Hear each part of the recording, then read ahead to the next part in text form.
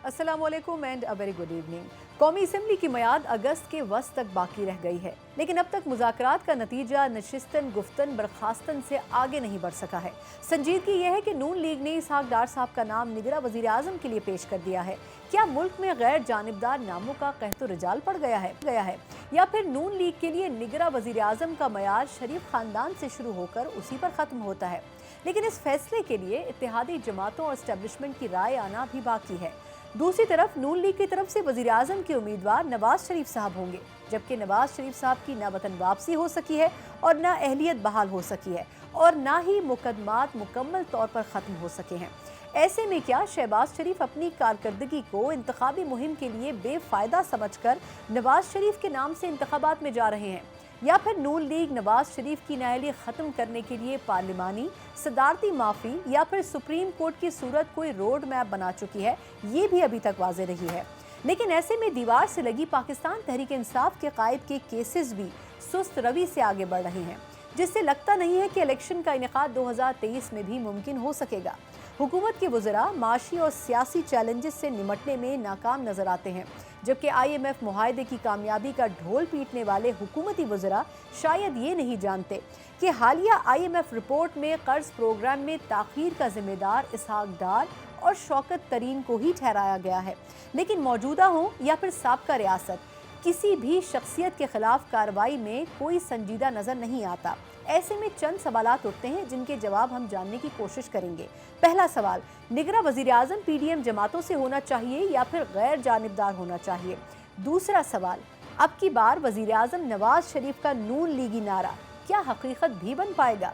और तीसरा सवाल, चेयरमैन पाकिस्तान तहरीक इंसाफ का सियासी मुस्तकबिल बज़ाहिर तारीख है, लेकिन केसेस सुस्त रवि का शिकार आखिर क्यों नजर आते हैं? ये वो तमाम सवालात हैं जिनके जवाब हम आज जानने की कोशिश करेंगे। और प्रोग्राम के पहले जो पैनलिस्ट हमारे साथ मौजूद होंगे, तारुफ करवाना चाहूँगी हसन रज़ा पाशा साहब, chairman executive committee Pakistan bar council, हमारे साथ मौजूद होंगे। उसके अलावा शोएब शाहीन साहब ना सिर्फ सीनियर वकील रहनुमा हैं बल्कि पाकिस्तान तहरीक इंसाफ के स्पोक्स पर्सन भी हैं ऑन लीगल अफेयर्स। पाशा साहब, सर ये फरमाएगा कि ये जो निगरां सेटअप की बात हो रही है, इसमें आज की जो स्टोरी रही, बल्कि पिछले पूरे वीकेंड में, वो इसहाक डार साहब का नाम था। फिर सर उन्होंने कंसेंट भी दे दी। ये अलग बात है कि जो पॉलिटिकल पार्टीज़ हैं अभी उनकी राय नहीं आई है, जो इत्तेहादी हैं, लेकिन क्या सर निगरां सेटअप के लिए सियासी शख्सियत का नाम आना ये अचंभे की बात नहीं समझनी चाहिए, या फिर ब्यूरोक्रेसी या अदलिया से ही, क्योंकि जो माजी की तारीख रही है उसमें इन्हीं दो सेक्टर से लोग आते रहे? जी सर। निगरान सेटअप के लिए तो गैर जानबदार होना बुनियादी शर्त है, जो इस वक्त कानून प्रिवेल कर रहा है और आइन की जो मंशा है उसके मुताबिक। और जो जहाँ तक आपने फरमाया कि क्या पॉलिटिकल शख्सियत जो है वो इस मनसब पे फायज़ हो सकती है, तो इसमें कोई कदगन नहीं है। ज़रूरी नहीं कि रिटायर्ड जज या ब्यूरोक्रेट कोई लगाया जाए, कोई सियासतदान अगर लग सकता है। और मैं समझता हूँ कि पीपल्स पार्टी की ये तजवीज़ बहुत अच्छी है कि अगर कोई जज जनरल नहीं लग सकता और कोई सहाफ़ी जो है कोई और ब्यूरोक्रेट सहाफ़ी नहीं बन सकता, इसी तरह ना सहाफ़ी, ना कोई जज, ना कोई ब्यूरोक्रेट वज़ीर आज़म जैसे आला मनसब पे फायज़ हो सकता है। चूँकि ये पॉलिटिकल मनसब है और इस पे अगर कोई पॉलिटिशियन आ जाए तो इसमें कोई बुरी बात नहीं है, और वैसे भी आइन और कानून में इसकी कोई कदगन नहीं है। बिल्कुल ठीक। शोएब साहब ये फरमाइएगा सर, आपकी क्या राय है? क्या एक ऐसी सियासी हुकूमत जो कि जा रही हो उसी में से शख्सियत को मुंतखब करना और फिर निगरां सेटअप के लिए नॉमिनेट करना, सर वैसे क्या आइनी और कानूनी तौर पर क्या कहता है पाकिस्तान के अंदर?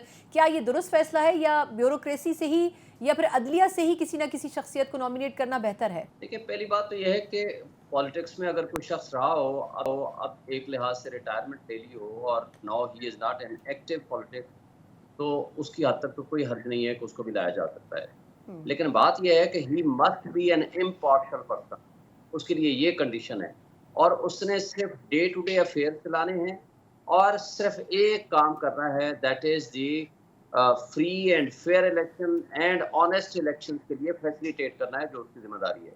इसके अलावा उसको कोई काम नहीं है, बल्कि वो मेजर पॉलिसी डिसीजन नहीं ले सकता। ये इसके ऊपर ख्वाजा आसिफ की जजमेंट है। ये जो ख्वाजा आसिफ मौजूदा डिफेंस मिनिस्टर हैं, ये सुप्रीम कोर्ट में गए थे पिटीशन लेकर के, जब वो 200 साहब थे acting prime minister, care taker prime minister, उन्होंने कुछ फैसले ऐसे किए थे जिसमें प्रमोशन, पोस्टिंग, ट्रांसफर और कुछ ऐसे मेजर पॉलिसी डिसीजन किए थे। उन सबको सेटिस्फाइड कर दिया था इफ्तिखार मोहम्मद साहब की जजमेंट है और उसके अंदर बाकी पेंशन भी शामिल थे। तो अब क्वेश्चन ये है कि आइन के मुताबिक लॉ जो इलेक्शन एक्ट है 2017 या even judgement of the court सिर्फ और सिर्फ फ्री फेयर इलेक्शंस के लिए फैसिलिटेट करने के लिए और डे टू डे अफेयर चलाने के लिए टोटल इम्पार्शियल पर्सन चाहिए। इम्पार्शलिटी तो ज़ाहिर है इसहाक डार के साथ तो नहीं उसके साथ है ना। अगर आपने फ्री एंड फेयर इलेक्शन का मकसद ही अगर आपका ये है कि आपने एक न्यूट्रल पर्सनैलिटी को लेकर आना है, अगर उसकी जगह पे आप एक पार्टी के सेनेटर और मौजूदा वजीर और करीबी तरीन शख्सियत PMLN के अगर उनको लगाना है तो फिर आप शहबाज शरीफ साहब को फिर कंटिन्यू करते हैं। फिर ये केयर टेकर सेटअप करने की जरूरत क्या है? फिर आप नवाज शरीफ साहब को ही लगा दें या किसी और शख्सियत को लगा दें। उसके लिए तो फिर बात तो वो है कि फिर आपने क्या आइन और कानून पे अमल दरामद किया। फिर केयर टेकर सेटअप का पर्पज क्या है? ये जो लॉ में अमेंडमेंट हुई थी बाद में सब्सिक्वेंटली 18th अमेंडमेंट में, उससे पहले भी था, लेकिन जो केयर टेकर का कंसेप्ट सिर्फ ये है कि ताकि कोई भी अथॉरिटी जो है वो इंटरफेयर ना करे into the affairs of the elections, वो किसी जगह एडमिनिस्ट्रेशन को इंटरफेयर ना करे। ये अलग बात है कि आज भी जो जो केयर टेकर सेटअप बैठे हुए हैं दोनों सूबों में, अब वो पंजाब है या वो KPK है, तो वहाँ जो कुछ बुनियादी इंसानी हुकूक की मौतली हो रही है और जो बड़े बड़े फैसले कर रहे हैं सिवाय एक काम के इलेक्शन के अलावा वो सब कुछ कर रहे हैं।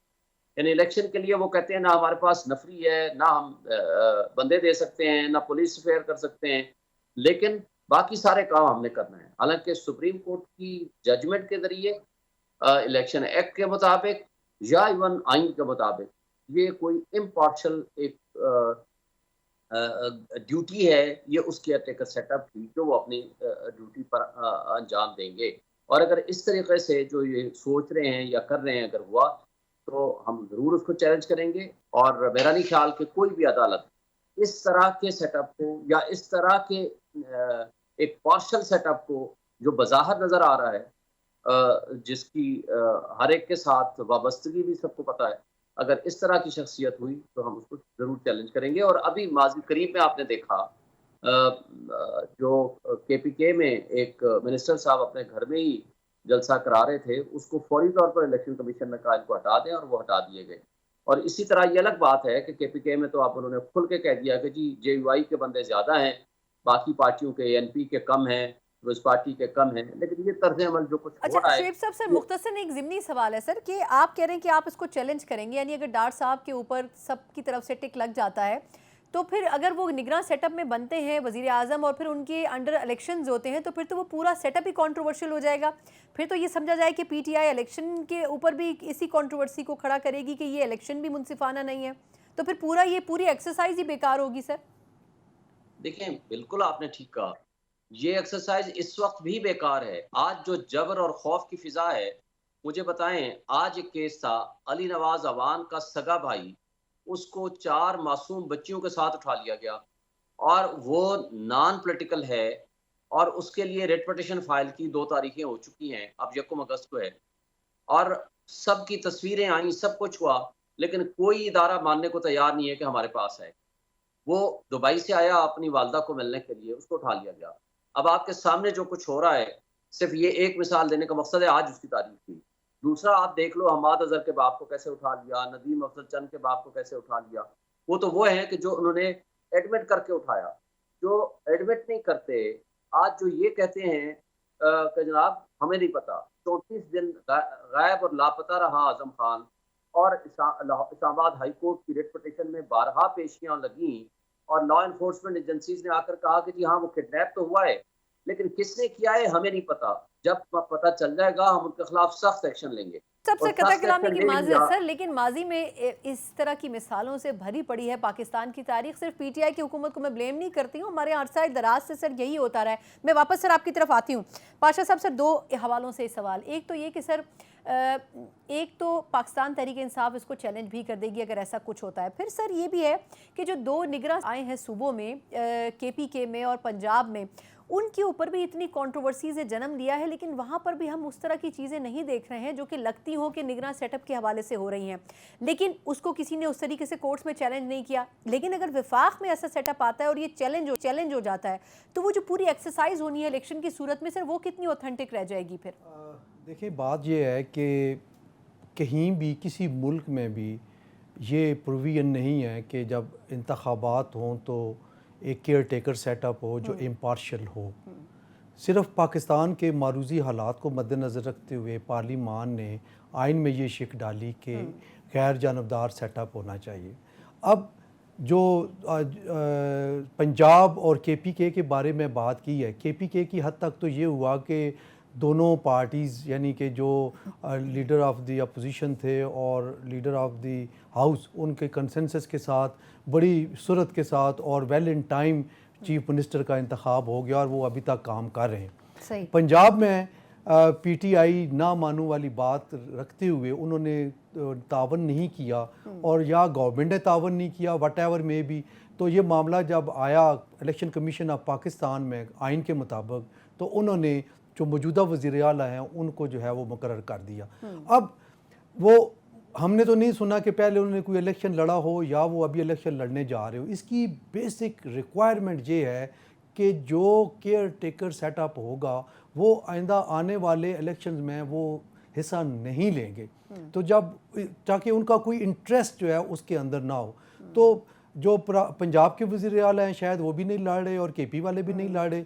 تو یہ اب دیکھیں وہ انفارچونیٹلی یہ ان کا ٹینیور لمبا ہو گیا کسی وجہ سے کہ انتخابات نہیں ہوئے, اور وہ اب وہ ان کو کرنا پڑ رہا ہے. آپ کو پتہ ہے نا اس میں مردم شماری بھی تھی اور باغی تھی, جو بھی ہے تھے, پھر فنڈز کی کمی بھی تھی, لیکن پھر ہم دیکھ رہے ہیں کہ وہ مردم شماری جو ہے اس کو ہم استعمال بھی نہیں کر رہے ہیں اب آنے والے الیکشن میں. چلیے مجھے ایک مختصر وقفہ لینے دیں, میں آپ ہی سے شروع کروں گی. سائفر کے اس وقت بڑا ایک کنفیوژن موجود ہے. وہ سائفر جو کہ ماضی کی اب ایک یادداشت بن چکا تھا, اب دوبارہ سے اس سائفر کے اوپر ڈیبیٹ ہونے لگی ہے اور ایف آئی اے اس کو انکوائر بھی کر رہا ہے. لیکن اگر دیکھا جائے صحیح معنوں میں تو پی ٹی آئی کے جو چیئرمین ہیں ان کے خلاف جو دیگر کیسز ہیں ان کیسز کی رفتار بڑی سست نظر آ رہی ہے, لیکن سائفر کے اوپر ہمیں بڑی پھرتیاں نظر آ رہی ہیں. آخر اس کی وجہ کیا ہے, اس پہ بات کرتے ہیں بریک کے بعد. بریک کے بعد ایک بار پھر آپ کو خوش آمدید کہتے ہیں. نگراں سیٹ اپ کے حوالے سے چاہے جو بھی شخصیت چنی جائے بحیثیت وزیر اعظم, یہ تو ایک الگ ڈیبیٹ ہے, لیکن مسئلہ یہ ہے کہ اس وقت انتخابات کے حوالے سے جو ابہام اور جو دھندلی فضا پائی جاتی ہے اس پہ بہت سی سیاسی جماعتوں کو یہ یقین نہیں ہے کہ آیا انتخابات میں وہ کہیں ٹھہرتی ہوئی نظر آئیں گی بھی یا پھر نہیں. اور یقیناً پچھلے کچھ روز میں سائفر کے حوالے سے جو ڈیولپمنٹ ہوئی ہے, خاص طور پر اعظم خان صاحب جو کہ سابقہ وزیر اعظم کے پرنسپل سیکرٹری تھے, ان کے اسٹیٹمنٹ کے بعد اس کے بعد لگتا یہ ہے کہ ایک بہت بڑا سوالیہ نشان جو ہے وہ پی ٹی آئی کی لیڈرشپ کے اوپر لگ چکا ہے. حسن رضا پاشا صاحب, سر ایک تو یہ کہ آپ اس حوالے سے بات کر رہے تھے کہ ایسی کوئی کنٹروورسی موجود نہیں ہے اور جو نگراں سیٹ اپ صوبوں میں رہے ہیں ان کی کچھ نہ کچھ وجوہات رہیں, لیکن سر ان وجوہات کی جو حتمی وجہ تھی وہ یہ بھی تھی کہ جو ایکسکیوزز اس وقت کی حکومت دے رہی تھی وہ ایکسکیوزز اب سٹینڈ نہیں کرتی.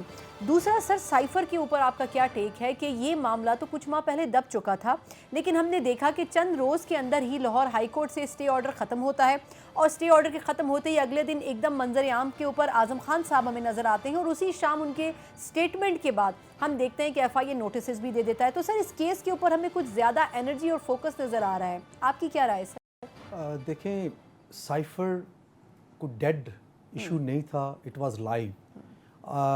کال اپ نوٹس آپ اس کو یعنی ایک حقیقت سمجھتے ہیں آپ خود بھی؟ جی, کال اپ نوٹس آپ کو یاد ہے کہ بہت پہلے جب یہ حکومت آئی تو اس وقت ایف آئی اے نے کال اپ نوٹس دیا جو کہ پی ٹی آئی کے چیئرمین صاحب نے اس کو لاہور ہائی کورٹ میں چیلنج کیا. یہ اسی کو تو ریورس کیا گیا نا پچھلے ہفتے. میں عرض کر رہا ہوں یہ بھی انپریسیڈنٹڈ ہے, اس طرح کبھی نہیں ہوا کہ کال اپ نوٹس کو وہ کرے. کال اپ نوٹس مینس کہ آپ آئیں اپنی بے گناہی ثابت کریں, اور اگر آپ بے گناہ ثابت ہوتے ہیں تو وہ چھوڑ دیں گے, اور اگر گلٹی قرار دیتے ہیں تو پھر آپ کے خلاف جوڈیشل ایکشن ہوگا جو کہ ایف آئی آر کی صورت میں ہوتا ہے. اب یہاں پہ کال اپ نوٹس آیا اور انہوں نے چیلنج کر دیا اور ہائی کورٹ نے اسٹیٹس کو جاری کر دیا, پھر وہ ویکیٹ ہو گیا. قانونی جو ایک قانونی مشق ہوتی ہے, ایک قانونی طریقے سے ہائی کورٹ نے اس کو ویکیٹ کر دیا. جب وہ ویکیٹ ہوا تو پھر ان دا مین ٹائم ایک ڈرامائی تبدیلی یہ آئی کہ اعظم خان صاحب منظر عام پہ آ گئے اور انہوں نے 164 کی اسٹیٹمنٹ. اب وہ 164 کی اسٹیٹمنٹ جو ہے وہ میجسٹریٹ کے پاس ریکارڈ ہوتی ہے. اب وہ ابھی تک تو ہم نے سرٹیفائڈ کاپی اس کی نہیں دیکھی ہے, that two is mystery right now. پتہ نہیں پی ٹی آئی نے کوئی کاپیز لی ہیں یا نہیں, ابھی تک ہم نے نہیں پڑھی. بہرحال وہ اگر فرض کر لیں کہ وہ ایک میجسٹریٹ کے پاس ان کی اسٹیٹمنٹ ریکارڈ ہوئی ہے تو پھر اس کو سینکٹیٹی اٹیچ ہے ٹو دس ایکسٹینٹ کہ ایک ایسا وٹنس جس کی پہلے آڈیو لیک ہوئی, جس پہ ہم نے اور آپ نے سب نے دیکھا, سارے پاکستان نے دیکھا کہ اس آڈیو لیک پہ وہ اعظم خان صاحب اور چیئرمین پی ٹی آئی آپس میں بات کر رہے ہیں اور یہ کہہ رہے ہیں جی کہ یہ آ گیا ہے تو ہم اس کو کیا کریں گے، جس پہ انہوں نے کہا تھا کہ ہم کھیلیں گے، اور اس پہ پھر وہ کھیلے اور اتنا خوب کھیلے کہ انہوں نے کمال کر دیا کہ آج جو بیانیہ اس وقت ہے بالکل ٹھیک ہے، پوائنٹ آپ کا آ گیا، لیکن سر صرف یہی چیز نہیں ہے نا، اس کے علاوہ جو 9 مئی کے حوالے سے وہ بھی کالز ریکارڈ پر موجود ہیں، پھر یہ کہ القادر ٹرسٹ کیس ہے، توشہ خانہ کیس ہے، لیکن ہمیں کہیں پر بھی کسی اور جگہ پہ ہمیں وہ پرو ایکٹیو بیہیویئر نظر نہیں آتا۔ شعیب صاحب، سر ایک تو یہ کہ اعظم خان صاحب کے سٹیٹمنٹ کے بعد اس کیس کو بہت زیادہ ویٹیج بھی دیا جا رہا ہے، کیا ہم یہ سمجھیں کہ اس کیس کے تھرو ہی ہم پی ٹی آئی چیئرمین کو مائنس کرنے کی پریڈکشن کر سکتے ہیں؟ اور دوسرا سر، باقی کیسز میں جس طریقے سے پی ٹی آئی چل رہی ہے، کیا آپ کو لگتا ہے کہ اسٹیٹ اس کے مقابلے میں جو موجود ہے، جو نیب جیسے ادارے جو کیسز کو رن کر رہے ہیں، وہ اس طرح سے پرو ایکٹیولی اس پر کام نہیں ہو رہا ہے؟ دیکھیں، آپ کے ڈائریکٹ سوال کی طرف آنے سے پہلے ایک بات سے واضح کر دوں کہ یہ اس وقت بھی جو کیئر ٹیکر سیٹ اپ جو پاشا فرما رہے تھے نا، وہ ابھی بھی موجود ہوتے ہیں ان کے کانسٹیٹیوشن کے مطابق، جس میں انڈیا ہے، یہ خواجہ آصف علی ججمنٹ میں بھی مینشن ہے، انڈیا ہے، آسٹریلیا ہے، کینیڈا ہے، بنگلہ دیش ہے، ہالینڈ ہے، نیوزی لینڈ ہے، یو کے ہے، اور کئی جگہوں پہ یہ پیراگراف نمبر 15 میں اس کا ریفرنس اور اس کی ڈیٹیل اس میں موجود ہے۔ لیکن ارسپیکٹو کہ کہیں کنونشن ہے، کہیں کانسٹیٹیوشن میں ہے، کہیں لا میں ہے، کہیں کئی چیزوں کے حوالے سے، لیکن بہت سارے ملکوں میں یہ نہیں بھی ہے۔ لیکن بہرحال کانسیپٹ صرف اتنا ہے کہ آپ فری اینڈ فیئر الیکشن کے لیے اگر آپ کیئر ٹیکر سیٹ اپ بناتے ہیں تو وہ نان پارٹیسن ہوتا ہے، اس کا کسی پارٹی سے کوئی تعلق نہیں ہوتا۔ دیکھیں، جہاں تک یہ آپ نے سائفر اور مقدمات کی بات کی ہے، سب سے پہلی بات تو یہ ہے کہ یہ موجودہ جو حکومت ہے یا ہمارے ملک کی اسٹیبلشمنٹ ہے، مقتدر طبقے اور حلقے ہیں، یہ سارے مل کے ایک بندے کو کارنر کرنے کی کوشش ہو رہی ہے۔ اور آپ نے دیکھا کوئٹہ میں سارے پاشا صاحب ہمارے بڑے سینئر دوست ہیں، بھائی ہیں، ہمارے بیٹھے ہوئے ہیں، پاکستان بار کونسل کے ممبر ہیں، پورے پاکستان کو پتہ ہے، کوئٹہ کے ہر شخص کو پتہ ہے کہ اس مرحوم رزاق شر کا ذاتی دشمنی تھی۔ اس کی بنیاد پر مرڈر ہوتا ہے، 2 گھنٹے کے اندر عطا تارڑ صاحب آتے ہیں اور پریس کانفرنس کرتے ہیں کہ جی اس کے مرڈر کرانے میں عمران خان کا ہاتھ ہے، اور 24 گھنٹے کے بعد، یعنی مرڈر ہے دن کا، صبح کا 9 بجے کا، اگلے دن 24 گھنٹے سے زائد عرصہ گزرنے کے بعد اگلے دن جا کر ایف آئی آر کرتی ہے، ورنہ ایک سینئر وکیل مرڈر ہوا ہے، اس کی گھنٹے میں 2 گھنٹے میں ایف آئی آر درج ہونی چاہیے، وہ بھی عمران خان پہ ڈال دی۔ 180 سے زائد مقدمات بنا دیے گئے۔ انہوں نے کہا کہ کوئی تیر تو لگ جائے گا، ہوا میں تیر چلاتے جاؤ، جہاں لگ جائے ٹھیک ہے، ان کو سوٹ کرتا ہے۔ جہاں تک اعظم خان والے ایشو کا تعلق ہے، سوال یہ نہیں ہے کہ اعظم خان کی اسٹیٹمنٹ کی کیا حیثیت ہے، سوال یہ ہے کہ اعظم خان کو کڈنیپ کس نے کیا، کیا ہمارے ملک میں آئین اور قانون کو موجود ہے؟ اس کے بارے میں رانا ثناء اللہ کو کس نے بتایا کہ وہ کسی دوست کے ہاں رہائش پذیر تھے؟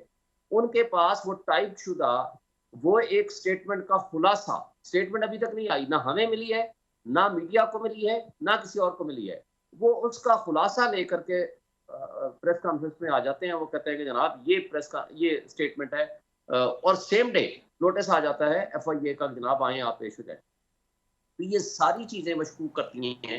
دیکھیں، سائفر کا جہاں تک تعلق ہے، 2 چیزیں بڑی اسٹیبلشڈ ہیں۔ یہ سائفر کیبنٹ میں پیش ہوا اور اس کو ڈی کلاسیفائی کرنے کا کیبنٹ نے حکم دیا۔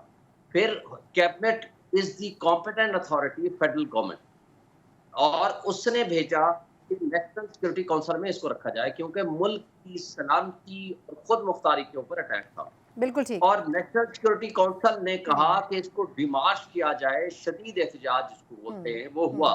بالکل ٹھیک۔ پھر دوبارہ رجیم چینج ہو گیا، شہباز شریف کی سربراہی میں نیشنل سیکورٹی کونسل کی دوبارہ میٹنگ ہوئی، اور اس کمیٹی میں اسد مجید کو، جو کہ ایمبیسڈر تھے اس وقت یو ایس اے کے، اس کو طلب کیا گیا، اور اس نے حرف بحرف اس اپنے سائفر اور کنٹینٹ کا سائفر کو ایکسپلین کیا اور اس کو ایڈمٹ کیا کہ یہ درست ہے۔ بالکل ٹھیک، لیکن شعیب صاحب سر ایک سے زائد مرتبہ، سر قطع کلامی کی معذرت، لیکن ایک سے زائد آپ جو کہہ رہے ہیں سر وہ بھی اپنی جگہ درست ہے، لیکن ایک سے زائد مرتبہ ہمارے اسٹیبلشمنٹ کی طرف سے بھی یہ کہا گیا کہ اس کو ایک مفروضے کے طور پر پیش کیا گیا۔ چلیں اس نقطے کو سر اسی جگہ پر چھوڑتے ہیں، اور میرا خیال ہے کہ آنے والے دن اور جو ہفتے ہیں وہ یقیناً اس کا فیصلہ کریں گے۔ بہت شکریہ حسن رضا پاشا صاحب، chairman committee Pakistan bar council, اور شعیب شاہین صاحب جو کہ پاکستان تحریک انصاف کے اسپوکس پرسن تھے آن لیگل افیئرز، ہمارے ساتھ موجود تھے۔ سائفر ایک حقیقت ہے یا مفروضہ؟ یقیناً यकीनन आने वाले हफ्ते इस केस के हवाले से ज़रूर तय कर देंगे, लेकिन साथ में ये भी तय हो जाएगा कि पाकिस्तान तहरीक इंसाफ के जो कायद हैं उनका सियासी मुस्तकबिल क्या होगा।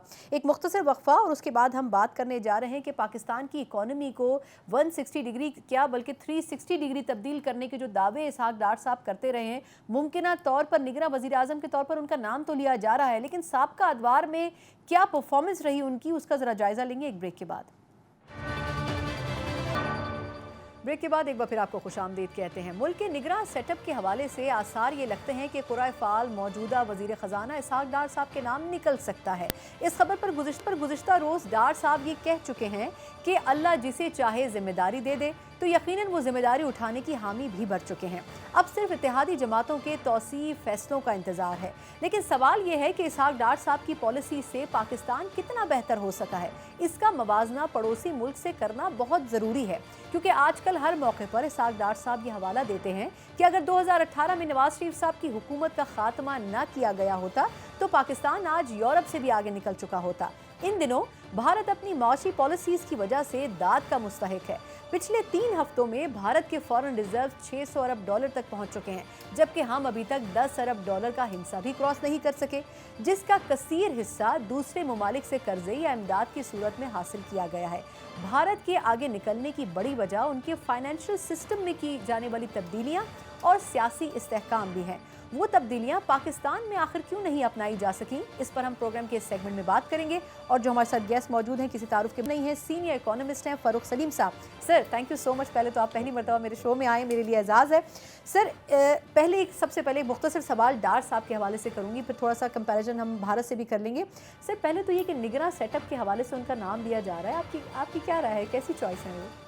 देखिए, अफवाहें बेशुमार आ रही हैं और एक नहीं एक दर्जन नाम मुख्तलिफ़ किस्म के जो हैं वो आ रहे हैं। केयर टेकर का जो सेटअप करने के पीछे जो रूह है वो मैं समझता हूँ कि न्यूट्रलिटी की रूह थी कि केयर टेकर गवर्नमेंट क्यों बनाई जाती है पाकिस्तान के अंदर। उसके पीछे ख़ास बात ये थी कि एक गैर जानिबदार हुकूमत बनाई जाए और उसके बाद फिर जब इलेक्शन के नताइज निकलें तो जो हारे या जीते उसको कोई उसके ऊपर कंप्लेन ना आए। तो एक तो वो गैर जानबदारी वाला मामला जो है वो यहाँ फिट नहीं होता, क्योंकि वो ज़ाहिरी बात है कहीं ना कहीं ऑब्वियसली उनका उनकी पार्टी के साथ एफिलिएशन तो है, ना सर पार्टी के साथ एफिलिएशन है, शरीफ खानदान का भी हिस्सा है।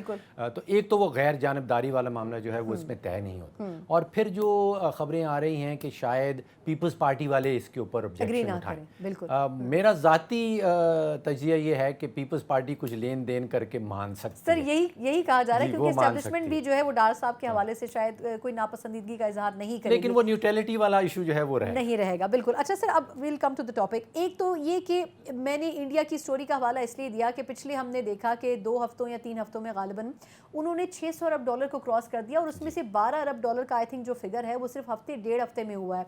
सर क्या जादू की छड़ी है इंडिया के पास, कुछ पॉलिसीज़ हम कॉपी ही कर लें, मतलब हम समझ ही लें कि हमारा पड़ोसी मुल्क अगर ये कर रहा है तो उसमें से अगर 10-20% हम भी कर लें, किया क्या है सर उन्होंने? अच्छा सना, देखिए ये इकोनॉमिक्स को बड़ा पेचीदा बना के पेश किया जाता है कि जैसे बड़ी मुश्किल साइंस है, आपके सवाल का जवाब जैसे कोई रॉकेट साइंटिस्ट चाहिए जवाब बड़ा आसान। उनके पास डॉलर के ज़खायर क्यों हैं और हमारे पास क्यों नहीं है?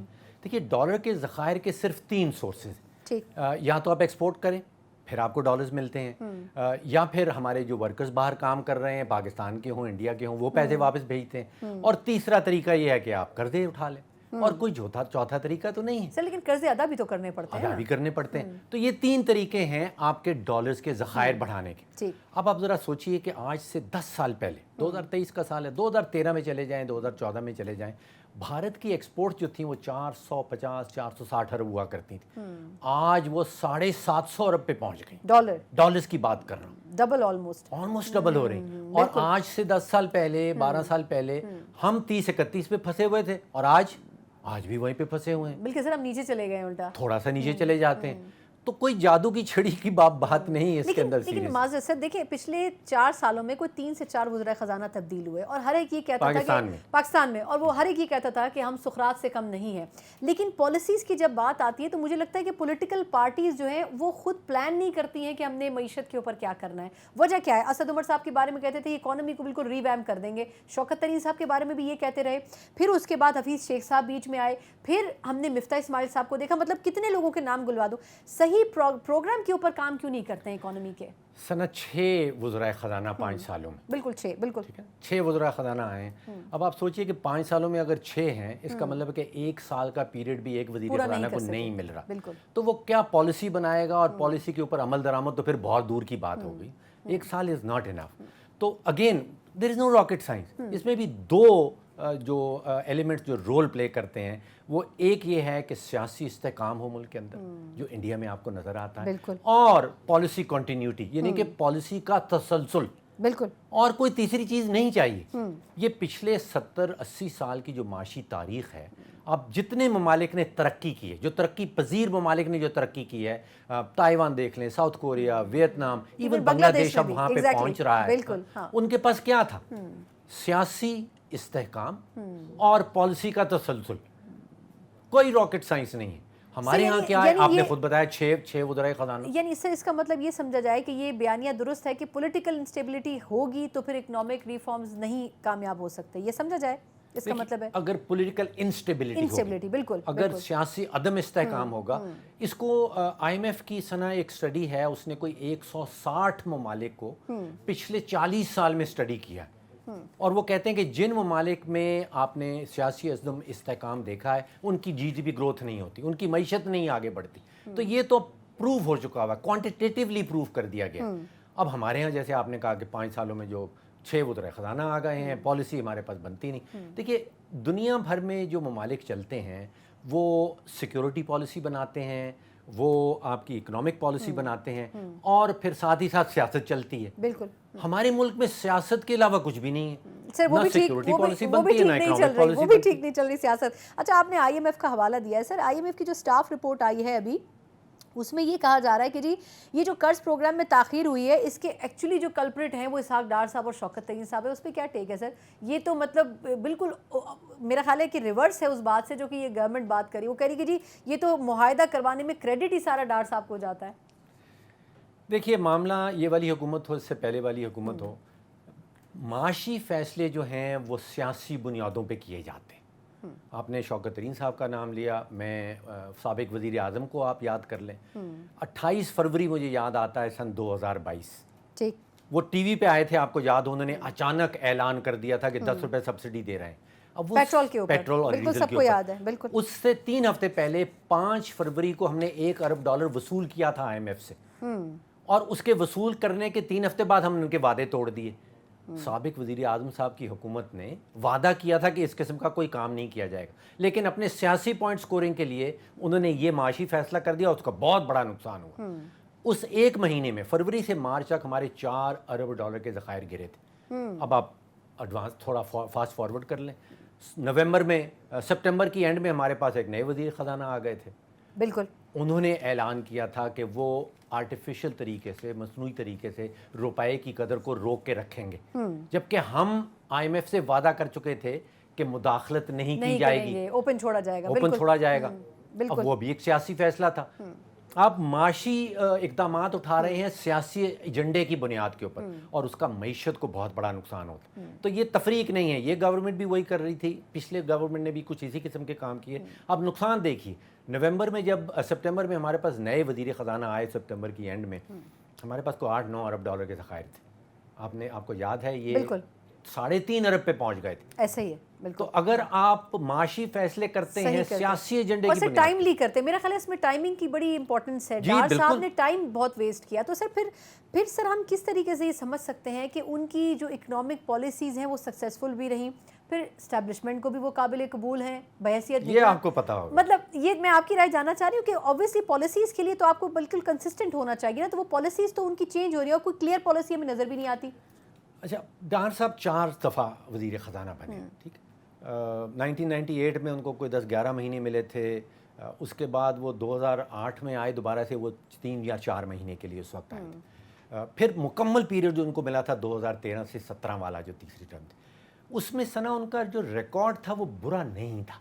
ये जो लास्ट उनका रहा जी, नवाज शरीफ साहब के दौरान, उसमें GDP की ग्रोथ कोई 5.5 के करीब आ रही थी, महंगाई की शरह 5-5.5% थी, जो अब 30 पे जा रही है। सर लेकिन उसमें क्या कितना क्रेडिट उनका था?